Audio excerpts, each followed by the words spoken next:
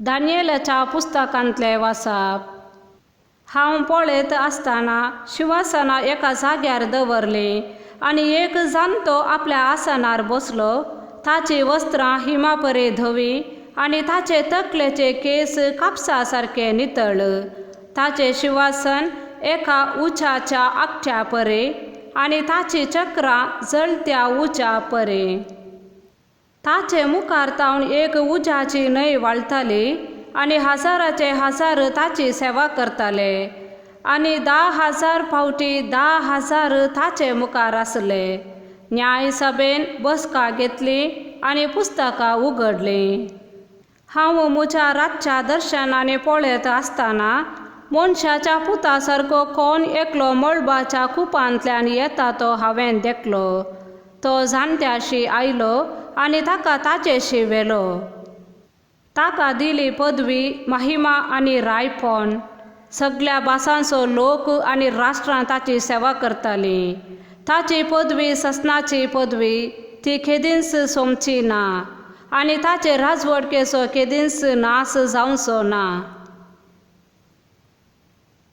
देवाचे उतार हे। लुका प्रमाणे जेजू क्रिस्ताची शुभ वार्ता। इतले सांगून सुमार 8 दिसां उपरांत पेद्रूक, जुवांक आनी जाकोबाक आपणा सांगाता घेवन जेजू मागणे करूंक म्हूण एक दोंगराक गेलो।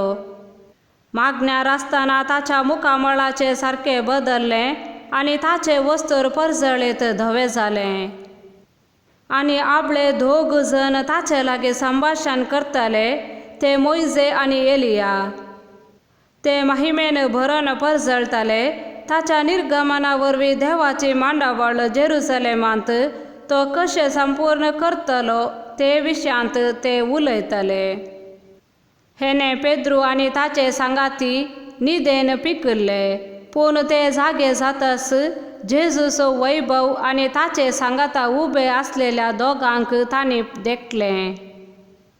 ते 2 जेजूक सोडून वेचे वेळी पेद्रू जेजू लागीं म्हणालो, मेस्त्री, आमी हांगा आसलेलें बरें।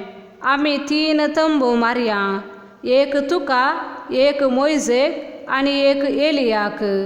आपूण कितें उलयता म्हूण तो नेनासलो।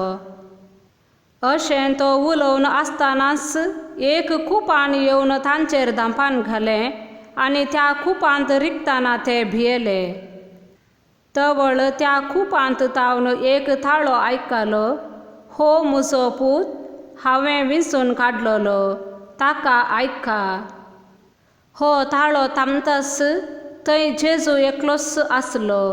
शिसांनी हो गुट सांबाळलो आनी आपणे देखलेले संगती विशयांत तांणी कोणाकच कितेंय सांगलें ना। देवाचे उतार हे।